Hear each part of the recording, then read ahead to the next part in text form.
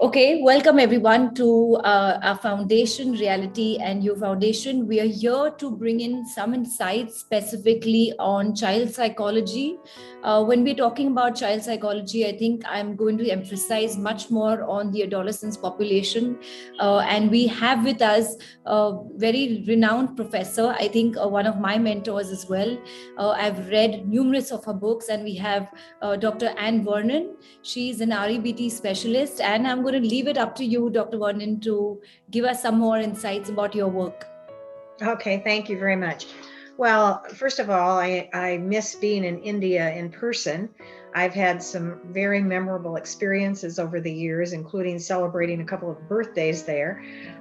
So I hope that one day the world will be back as normal and we can meet face to face.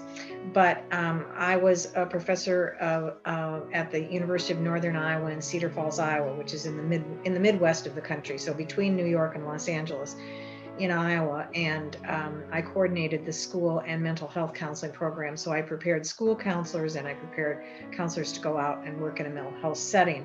I also was a practitioner. I had a large private practice, and I specialized in working with children and adolescents and their parents. So most of my work, my writing, has been focused on mental health issues with children and adolescents, particularly depression and anxiety, and also prevention programs.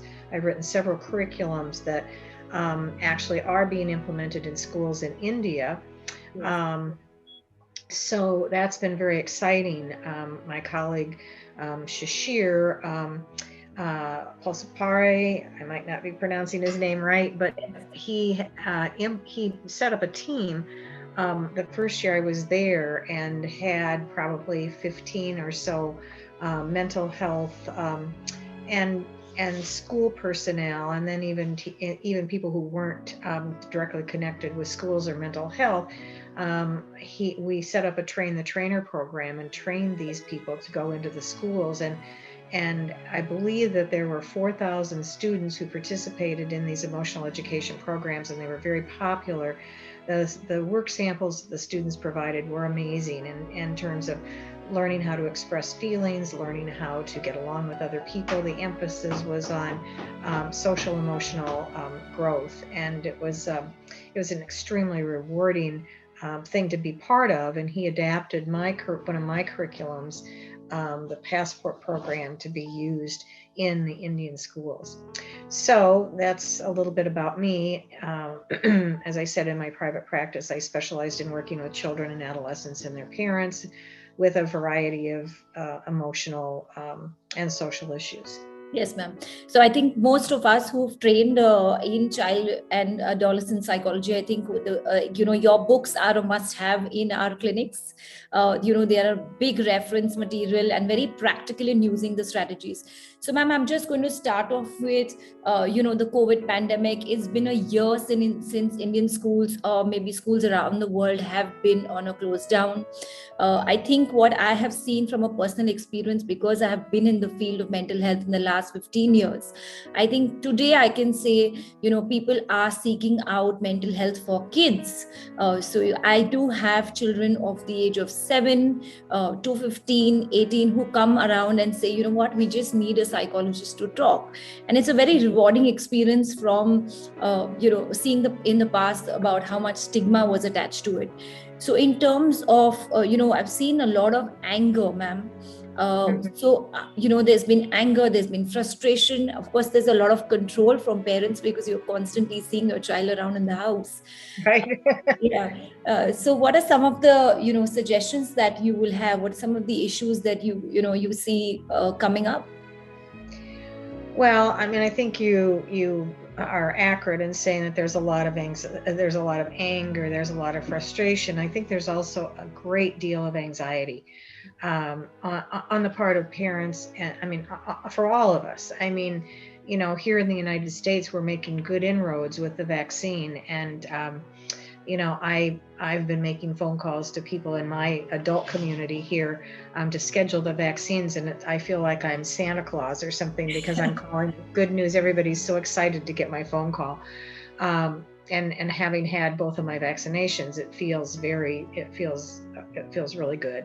So finally, for the first time since summer, I'll be able to see my grandchildren who are teenagers now.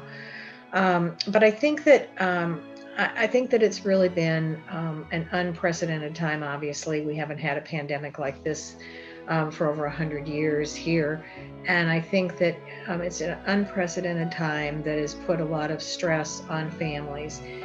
And the issues are difficult to deal with, because when we talk about anxiety, we usually talk about what if thinking. What if I get COVID, or what if my grandparents get COVID, or what if my child falls behind in school, or whatever. And unfortunately, a lot of those what ifs are realities in this pandemic. So it's hard to apply the usual techniques that we do when dealing with anxiety to the pandemic at one level, because at one level, the worst fears that people have are sometimes realized. And oftentimes with anxiety again is like the what if thinking. What if I get a bad grade on my test? Well, the end of the world isn't going to come if you get a bad grade, but the end of the world can come if you get COVID and it's a severe case. So earlier in the pandemic, probably in the spring and summer, I was giving a lot of talks, and I believe I gave one to Indian people too, about how to manage anxiety. And it does boil down to the bottom line being that when we get really highly anxious, we catastrophize and we think the worst will happen. And certainly the worst has happened for many people. I mean, people are out of work, people are not seeing their friends, not socializing. Not that that's the worst that could happen, but for a kid, in a kid's eyes, oftentimes that is the worst. So, but we have to be realistic and say, number one, this is not going to be forever. We're not going to live our lives like this forever. We're beginning to see, at least here, that there's light at the end of the tunnel, as all the doctors are saying, there is light at the end of the tunnel. We just have to be vigilant for a while longer, and then we'll be vaccinated, and then things can open up. So, but for kids, their sense of time is very immediate. Yep. And so, everything is in the here and now. And to go through, you can't imagine it there in Mumbai, but to go through a long winter in the northern part of the United States, where there are, 12 feet of snow and below freezing temperatures, so kids can't get outside. They can't even do the normal things that last summer kind of kept them connected with friends, such as riding their bikes or going to the park, or playing in the backyards or whatever. So all of that has put an increasing stress on kids and parents alike, because as we'll talk later, emotions are really at the surface and they bubble up. So we can talk about some ways to handle that. Yeah. So, ma'am, so in terms of themes of the kids, I've seen kids, sometimes we've said in psychology that kids don't verbalize so much. But I think through the pandemic, I can very much say that kids have started verbalizing that, we are bored, we don't like school, it's getting too much. What do you think a parent can do? Because we don't have any options. The vaccine drive in India is on an all-time high. I'm quite sure that India is going to be one of the toppest countries where vaccine is concerned, because we're seeing large numbers of crowds coming in to take the vaccine. But however, I'm not sure if the schools are going to reopen soon because of the population. So what are some of, how does one handle frustration and anger in children? Well, first of all, I think we normalize it, and we say, it's understandable that you're frustrated. It's understandable that you're angry. We've all gone through a very difficult time in our lives, but we also have to recognize that we're still alive. And so to be able to feel those feelings is maybe a good thing. In other words, we reframe it and say, at least we have the opportunity to feel angry, and at least we have the opportunity to feel frustrated. Right. And my son, who's a teacher, and he teaches English language learners, so people from other countries who don't speak English, his kids were always complaining about coming to school. And so now this year he said, they're all saying, "Oh, Mr. Vernon, I can't wait to see you. I can't wait to get back in school." And he said, "So just remember, how you felt before the pandemic. You didn't want to come to school, and you did everything you could to avoid doing your schoolwork. And now all of a sudden it's like, we can't wait to get back." So Right. it's always a matter of perspective. So I think we normalize it. We say that we understand, but let's figure out some ways for you to deal with your anger and your frustration. For example, I would encourage kids to journal. Keep a journal or keep a feeling jar. Write down how you feel on a slip of paper and put it in a jar, and then we can pull the feelings out of the jar and talk about it, as a family, during a family meeting. I also think it's really important for kids to get out and get a lot of physical activity, exercise, and as much as possible, the research here seems to be that kids are more likely than not to get COVID. And so it's okay for them to play with their friends, and as long as it's outside and it's a safe kind of activity. So I don't know if it's the same there, but encouraging kids to find other ways to vent their frustration, through exercise. Maybe let's take a jog around the block, or let's, shoot baskets, or let's do something physical. Right. But I think what most parents are finding extremely difficult is maintaining the same drive. When you go to school, you have a schedule, you're in a routine. And I think that's what's hitting most of the parents, because they are juggling from work from home. Of course, we have opened up as a country. Some of us are going to work. But, managing children who are at home and your work is also Right. getting, yeah. Right.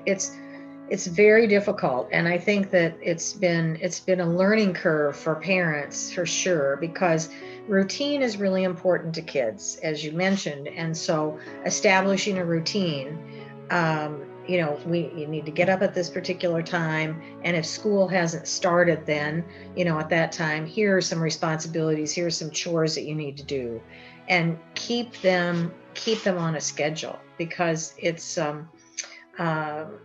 it's very routine is really important to kids, having some predictability, knowing that this is, and for all of us, it's been difficult knowing no day is different than any other day, because I'm not seeing people, I'm not going out, I don't have a schedule. And I know I struggled with that early on. And then the exercise center that I go to started having Zoom class or YouTube classes, and I just became an exercise guru, which I haven't been necessarily. And I realized early on that I needed the structure. So I needed to know that at Tuesday at 9 o'clock, I have strength class. And on Wednesday at 10 o'clock, I have core class, and so forth. So I scheduled these classes, and then I would make sure that I scheduled a walk at a pretty predictable time every day, so that I at least had structure in the beginning of my day. And I think that kids have needed that kind of thing too. It's been very frustrating for adults to juggle all of that. And so parents may be into a lot of self-doubting, thinking I should have done better. I should have been more available to help my kid, with virtual school. Well, but I think that this is a time in our lives when we have to practice some self-forgiveness and say, am I doing the best that I can at the time, given the circumstances? For example, I have done a lot of writing in my life, but I just was not able to concentrate and write. Up until right now, I'm beginning to get back into the groove, but for, pretty much a year, I didn't write anything. And I would be upset with myself. This is a perfect opportunity to write a book, and yet I just couldn't seem to do it. What I needed to do is clean my closets, or, do something that I could see a noticeable difference or a noticeable change, And I found in talking with a lot of people that was very much the case. They wanted to do tangible projects that they could see a real definitive outcome. And so I think that we all have to practice some self-forgiveness and just say, that was the year that was. It was a lost year in terms of some professional advancements, travel, time with family, time with friends. That's what it was. And we can't do anything. That's the reality. And we can accept it, or we can be depressed about it and say, oh, it's terrible, it's awful, it's horrible. And unfortunately, this pandemic has brought up a lot of other issues like trust. Yep. You want to be with friends that you can trust. Yes. And maybe the friends that you're with and that you thought you could trust have decided to take more risks and be, more adventuresome and do things that they probably shouldn't do. And so then you don't want to be with those people. So it's raised a lot of issues, for families, I think. So, ma'am, in terms of the younger kids, I think it's fairly easy to get them into a routine, like you were saying, and having some structure has, of course, helped. But, as we move older to the adolescents, there's a lot of defense mechanism, there's a lot of ego clash. And I think what parents are battling is, why is he not listening to me? Why do I have to get the answer back? And there is no respect. And, this is my house and these are my boundaries and my rules.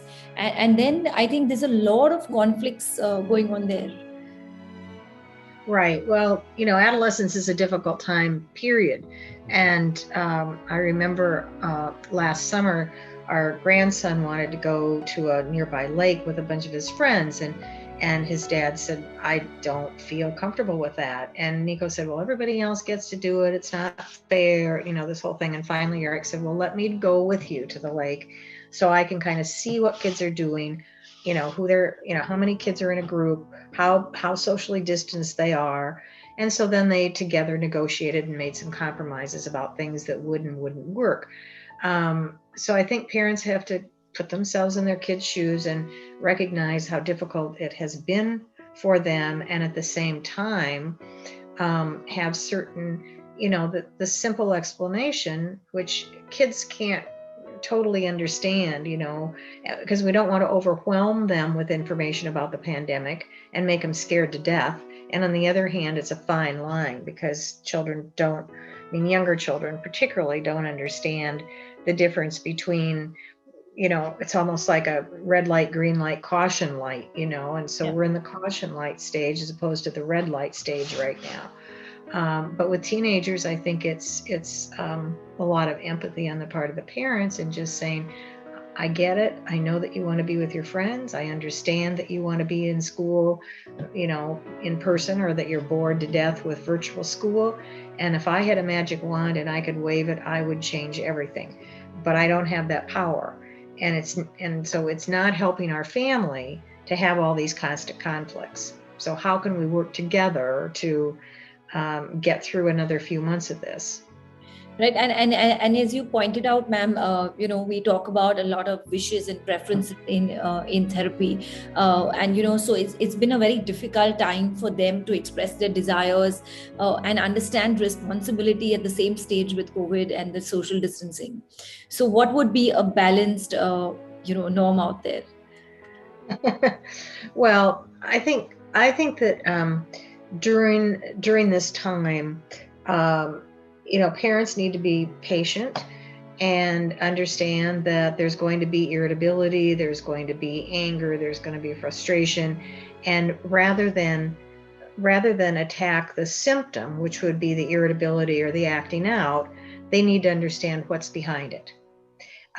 Because it's easy to punish a kid, for example, for acting out when maybe the reason that they're acting out is because they're just frustrated or they're anxious or they've just kind of had it and they're expressing themselves. So maybe I think a lot of times just acknowledging the feeling and saying, I understand that you're angry. Can we talk about some better ways to handle it so that there's not constant conflict between parents and kids? Right. And ma'am, in terms of, adolescents, since we are the topic, a lot of adolescents have sort of shut themselves onto their laptops and the iPads in terms of homeschooling, where, their rooms are shut. They are all the time in there. They're having their meals there. And then they go into video games or connecting with their friends through Zoom meetings. And this has sort of led to a lot of isolation. Of course, they're connecting to social media, but I think there's a lot of loneliness seen. What are some of the healthy ways that we can handle, because we don't know whether there's a fine line between slipping into a depression. Well, first of all, I think it's really important that parents have some expectations. For example, you will eat your meals with the family. As a family, we will do certain things together, so that there's family time in addition to letting kids have their Google Meets or their Zoom meetings with friends or whatever. And of course, screen time. I remember talking in India a couple of years ago about screen time and what parents could do to regulate it. And a lot of those things have kind of gone out the window right now because the screen time is a way for kids to connect with each other. And I think that it's been a miracle that we've had something like that, so that kids can be at least connected and talk to their friends and see them and so forth, grandparents with their grandchildren or whatever. I have to admit that Zooming for opening Christmas presents and celebrating the holiday wasn't exactly my idea of a good time. But I think that parents need to have some clue as to how the kids are spending their time. So we're going to eat together as a family, then we're going to watch a movie together as a family, then you can have an hour of Zoom time with your friends or whatever. And just knowing that this is going to pass, and then once things get back to normal, I think parents need to get back into a more tight supervision of time spent online, because it's really not healthy for kids. And one of the things that I am concerned about, if parents don't monitor where kids are online, with more kids being depressed, suicidal, anxious, the last thing you want is for them to get into chat rooms with other depressed and anxious and suicidal kids, because adolescents are very impressionable and misery likes company. And so oftentimes, and I remember working with kids who, one person was a self-mutilator, and then all of a sudden 3 or 4 other girls in her class were self-mutilators because they got a lot of attention for it. So we want to prevent that kind of thing. So parents really need to be vigilant about where their kids are going online. Right. So, ma'am, if coming from this stance, if somebody is connecting to a friend who is seeking help herself and is depressed, should the parents, distance their child from this person, or how can the parent handle it? Because of course the parent is also getting anxious that my child is constantly trying to help the other, but I hope she doesn't get depressed. Well, I think just keeping lines of communication open, with the child, and saying, how is it for you, when you're talking to your friend? Does that get you down? Does that bring you down? Do you worry a lot about her?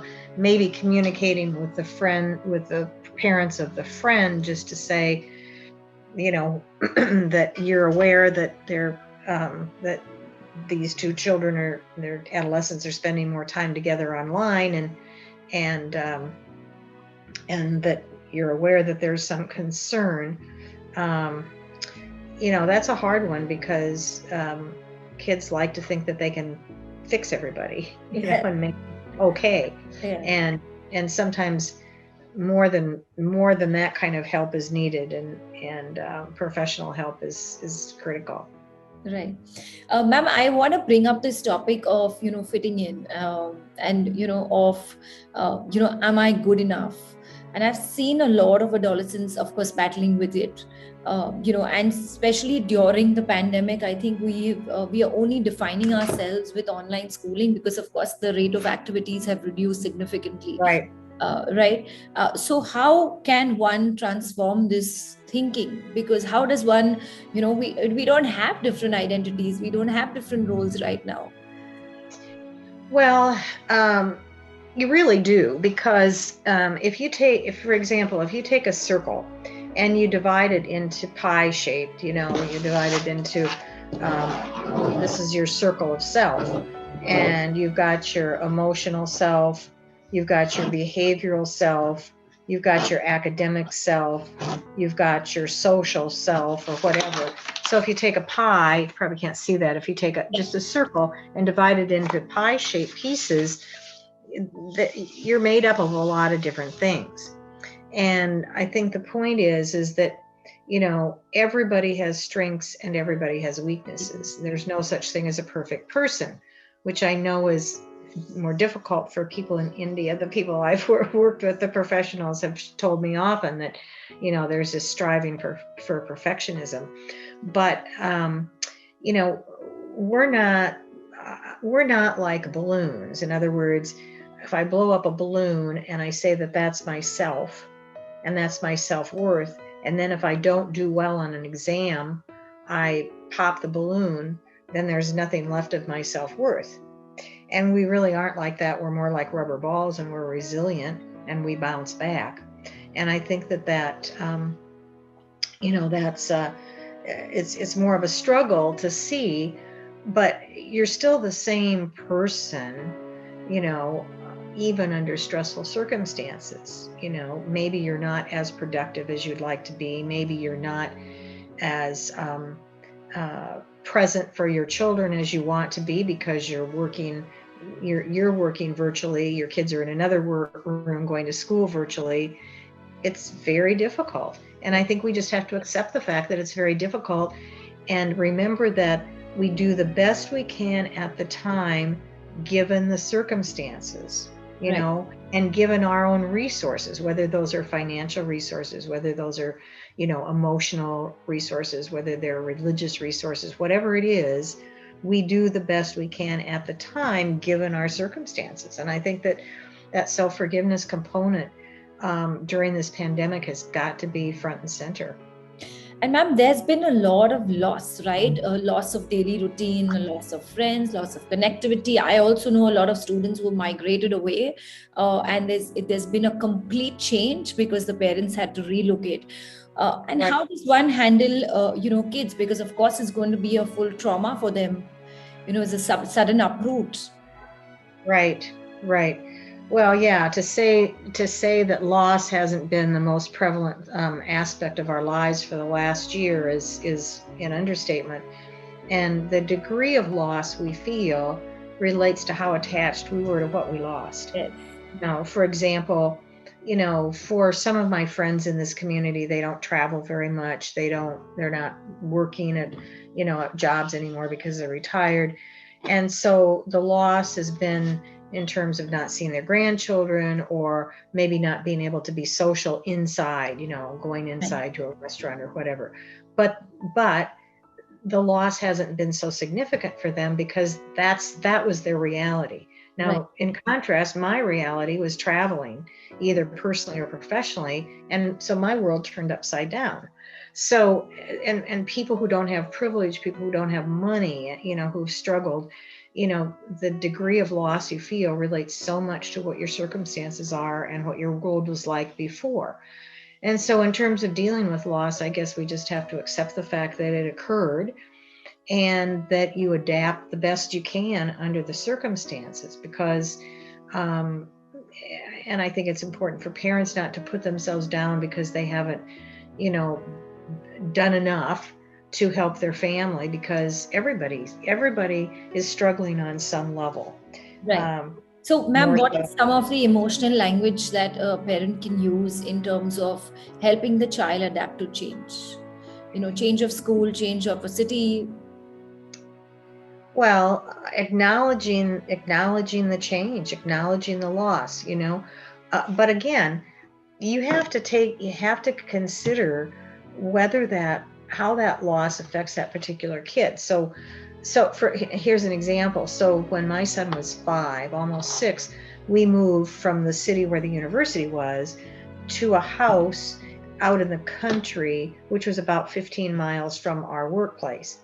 But our son then had to change schools.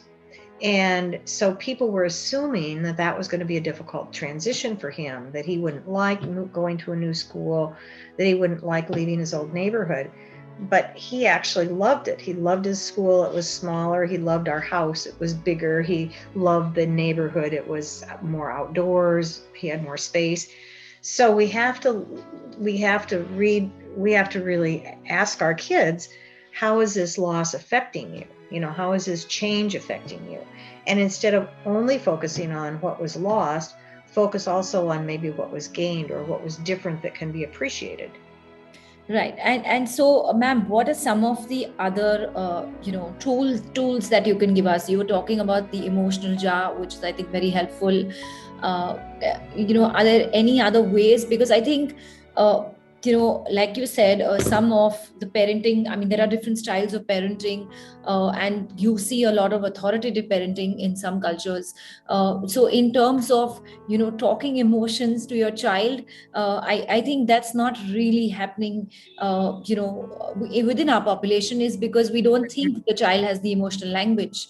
Of course, this is not taught in schools in India. We're still coming up with programs, like you said. So what are the tools that we can use at home? Well, I think that I would encourage a couple different things. One would be a family meeting time once a week where you sit down and you say, let's all talk about something that we feel grateful about or we feel happy about that happened this week. And then what happened this week that we're not happy about, or what happened this week that we were angry about or sad about or whatever, so that there's some open communication, for half an hour around the table or whatever. One of the things that I've encouraged for families during this time is to have a jar, and every day people write down something and put it in the jar when somebody, like, just call it random acts of kindness. So if your sister loaned you a pencil, or your friend invited you outside to play or whatever, those are things that you feel grateful for, so that you're focusing a little bit on the positives that happened.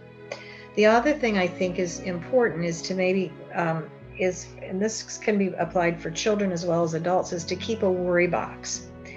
And so every night before you go to bed, you write down what you're worried about. And then the next night before you go to bed, you read what you wrote yesterday. And if what you worried about came true, you leave it in the box. Okay. If what you worried about didn't come true, you throw it away. And if it sort of came true, but didn't completely come true, you tear it in half and leave it in the box. And then you talk about that with your children. So you worried that grandma would get COVID and she didn't. So, and gradually over time, again, this didn't work as well during the pandemic as it does during normal times, but gradually over time, you realize, even during the pandemic, that a lot of the things that we worry about don't happen. Right. Or they're not as disastrous as we think. It's not as catastrophic as we think. And so another thing that I would really monitor as a parent would be how much television or how much media exposure kids get, because they don't have the tools to process information. And a good example of that was, I was working with a little boy who was 8 years old, and this was years ago, and his father called me at night and said, I'm really worried about my son because I found that he'd written a will and is giving away his possessions. And he said, I'm going out of town tomorrow and I'm not going to have a chance to talk with him. So would you see him? And I was a school counselor at the time. And so I called him in and I said, your dad's really worried about you. You wrote this will. And he said, oh, yeah. He said, yesterday in class, we talked about the fact that these kids were trapped in a cave and they may not get out. And he said, I thought if that happened to me, I didn't want my brother to get all my stuff. And it was a very simple explanation. But what the teacher hadn't done was say, this bad thing happened, but we don't have any caves in Iowa. It's unlikely that this could happen to you, but kids don't have the ability to process that. And during COVID, it's been more difficult because so many people got it and so many people died. And so to say, well, we don't know anybody who died, or we don't know anybody who got COVID, or we don't have COVID in this community, so don't worry about it. You can't do that because it's everywhere. So, but I think, limiting the exposure that kids have to media so that they don't misinterpret the information. And actually, I know a lot of adults that have done the same thing. They have just said, I can't watch much of this because I get too anxious. Right. So, ma'am, you were talking about a worry time. So is there a particular time in the day that we have to allocate? Because like you said, a lot of children tend to get anxious. And I think the only anxiety left is, submitting your assignments online, whether they will go, whether the internet will help you, and you're getting anxious about those events. So go ahead. Should we allocate a worry time for the kids? Journaling was something else that you mentioned.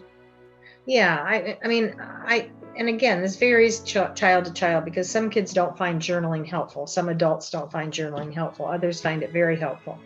So I would say offer a menu of suggestions, maybe keep a worry box, journal, draw how you feel, maybe giving kids a notebook and saying, when you start to get worried, or you start to get upset, or you start to get depressed, either write down how you feel, or write down words about how you feel, or draw a picture about how you feel. Even find music that expresses how you feel.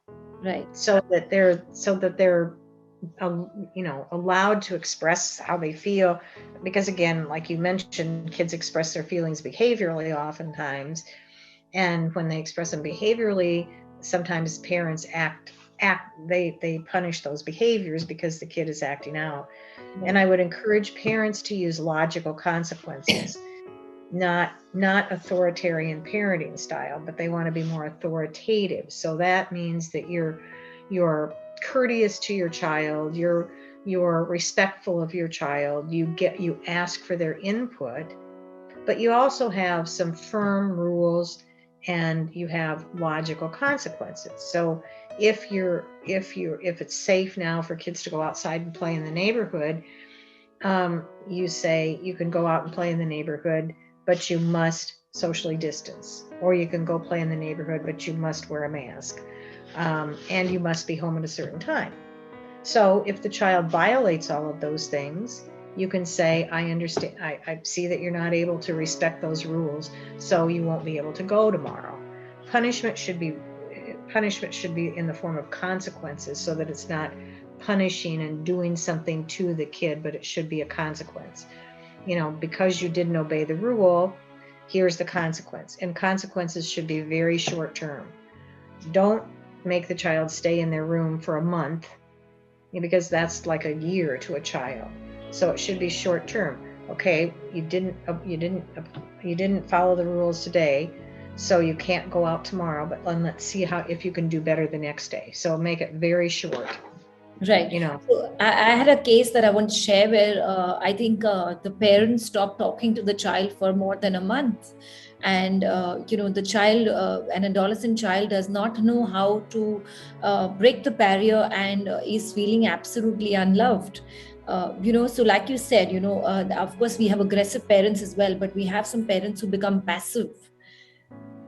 Right. That's just, being a permissive parent is just as bad as being an authoritarian parent. Right. Because the permissive parent just kind of throws up their hands and says, do whatever you want to do.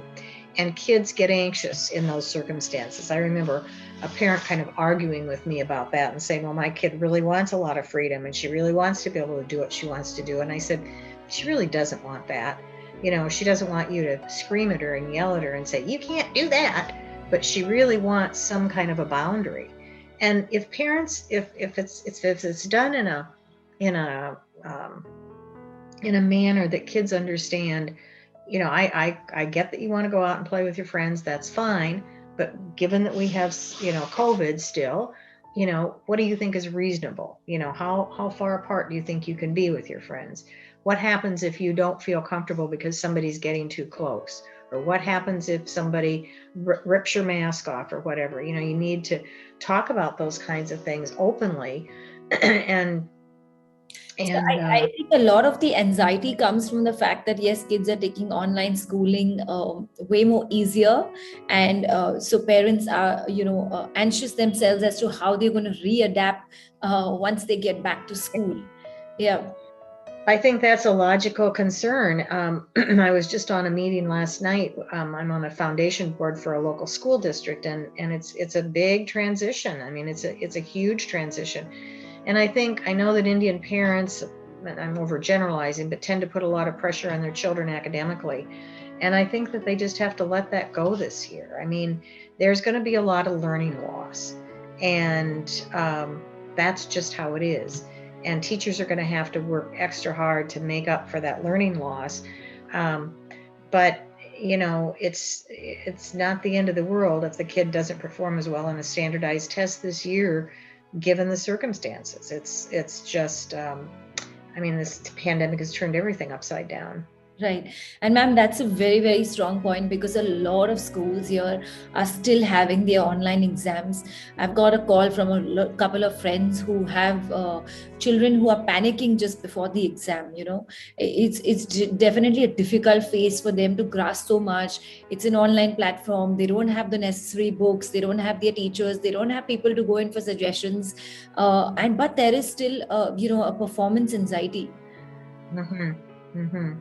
Well, yeah, I mean, obviously, there's this still the idea that, and I think in some ways that's better than just completely being indifferent. I don't care what happens. But it's been a challenge. I mean, I've taught a number of Zoom classes, and it's hard because you're not interacting with people like you normally do, and you're not getting their feedback. You don't really know, is what I'm saying making sense? It's a big adaptation. I mean, luckily we have the opportunity to have, virtual classes. I mean, just think what would happen if we didn't, Right. then we'd have even more loss. So I think we look at it as, it's not the best solution, but it's not the worst solution. It's kind of one of those things that we've had to do, and it is what it is. So, ma'am, I'm just going to have you give me some basic concepts on emotional regulation. And I think this is somewhere, I've been telling parents that, it's very important to let go, as you said, the forgiveness, So, how much of, when we talk about emotional regulation, what are some of the things that they can talk to their children? Well, I think that it's important for parents to help kids understand that it's not that something makes you feel a certain way. So, if I'm angry, um, I'm not angry because somebody called me a name. I'm angry because I'm thinking they shouldn't have called me a name, or that I am what they say I am, or that it's awful that somebody called me a name. So, because different people react to different things, even in terms of loss. I remember when my grandmother died, and I was devastated, and she was 97 years old, and I was just so completely upset. And I called my sister and I said, "Oh, this is so awful." And she said, "Well, no, not really." She said she lived a really good life. She mentally wasn't with us for the last few years, so I don't really see that it's that awful. So, regardless of the circumstance, how we feel is based on what we think. And so, even in a family, for example, parents can help kids understand this concept by saying, okay, so I told you and your brother that you couldn't have any extra screen time tonight. You got upset and threw a fit, and you were crying and yelling, and you were very upset and angry, and your brother just accepted it. He didn't like it, but he just accepted it. So what's the difference? It's the very same situation, but you reacted differently than your brother because of what you're thinking. Right. So, and parents need to understand that too, that it's not the kid who's making them angry. It's what they're telling themselves about their kid's behavior that makes them angry. Right. Oh, that's very helpful. So, ma'am, we can't end this talk without talking about the influence of social media. I think there's a lot of social validation happening with kids there. Most of our young kids are on YouTube right now. So, what would be your suggestion? And of course, it's going to take a toll. How do we handle it? Mhm. That's a good question. I wish I had the answer to that. I'd probably be rich and famous by now. But I think I think that parents really need to be be well aware of what their kids are watching, because there's a lot of stuff out there, and there's even, there's been a lot of, I'll get stuff coming across that that maybe says something about the vaccines being bad or whatever. So there's a lot of information about that out there, almost too much information. And I think it's very critical for for parents to know what their kids are watching, and then to talk about, we don't feel comfortable having you watch this because this is somebody that's a lot older than you are talking about something. We have no idea the context that that person's coming from. I mean, I just think it's a really hard question. I just don't know how to answer it, except to say that parents need to be well aware of what their kids are watching, and and put down firm rules. It's not acceptable for you to be on this media, this particular, and there are blocks that parents can put up on their, computers and stuff, so that kids aren't just having wild access to things. But and there's some helpful information out there. There's a program in Australia called Beyond Blue, and it's a really good website for kids struggling with depression. So, if I were a parent, I would get on the internet and look at some of these YouTube things and find out what's helpful and what's not helpful, and say these are acceptable and these aren't. Right. And then kids are going to be kids, and they're going to try to push the limits and get into stuff that's not acceptable. But I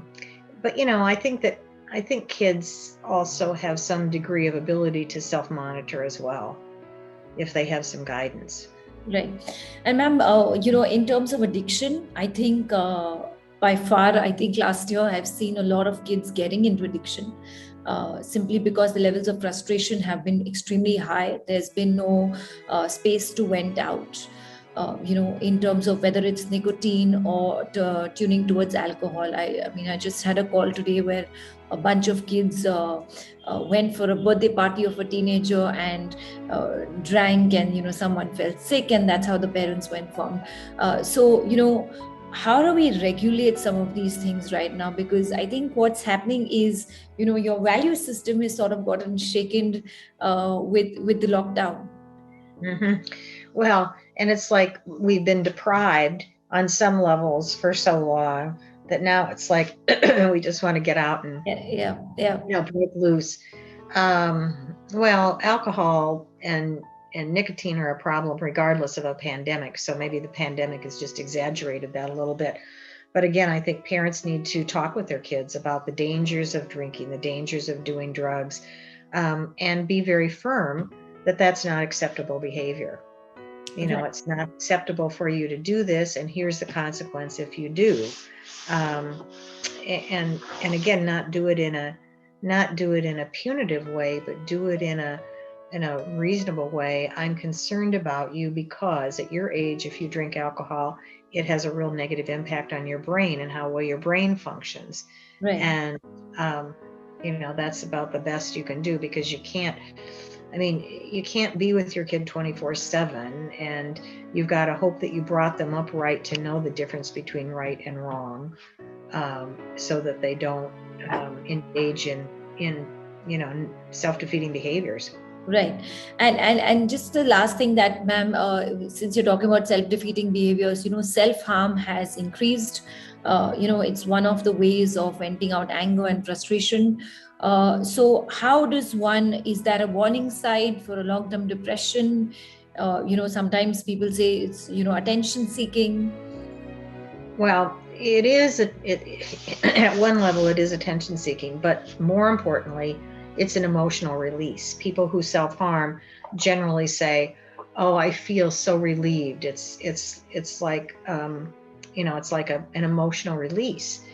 And so we need to be able to help kids find that emotional release without harming themselves. So so show me your scar. tell me how you feel when you get that emotional release, and let's see if we can find an alternative way for you to get that emotional release without having to harm yourself. Because most times self-mutilation is not a suicide gesture, and I think parents need to understand that, but it is really a call for help. Right. It's not normal behavior, you know. And my guess is too that during this time there may have been an increase in eating disorders, Yes. because eating disorders are a form of control. You know, I'm going to control what I eat, or I'm not going to control what I eat. You know, the opposite. You know, I might as well binge on this chocolate because I'm not going anywhere. I'm not seeing anybody. I'm just wearing my sweat clothes. So again, helping people find ways to get back into control. Excuse me.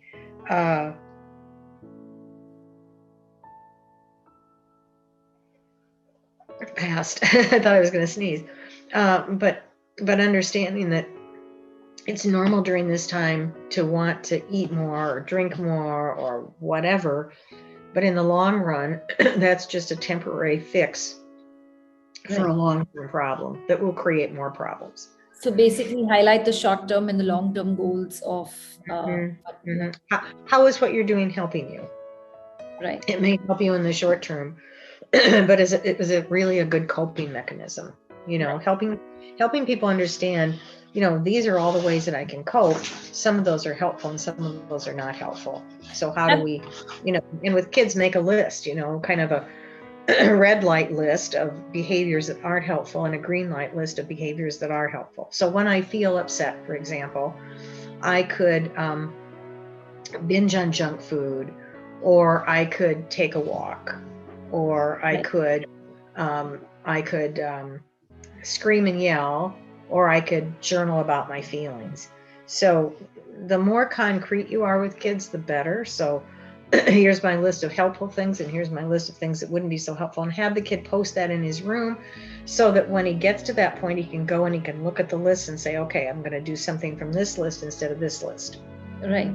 So, ma'am, I think another difficult thing that's very, sort of a shock to most of the parents, if I can say, is, you know, if their child is coming out with their sexuality, so in terms of, coming out and saying that, yes, maybe I have different preferences than heterosexual, so how do we parents handle issues like these, and how, you know, most parents feel that, you know, my child is too young, they don't know enough, they're just influenced by social media, and so the child feels very disrespected and misunderstood.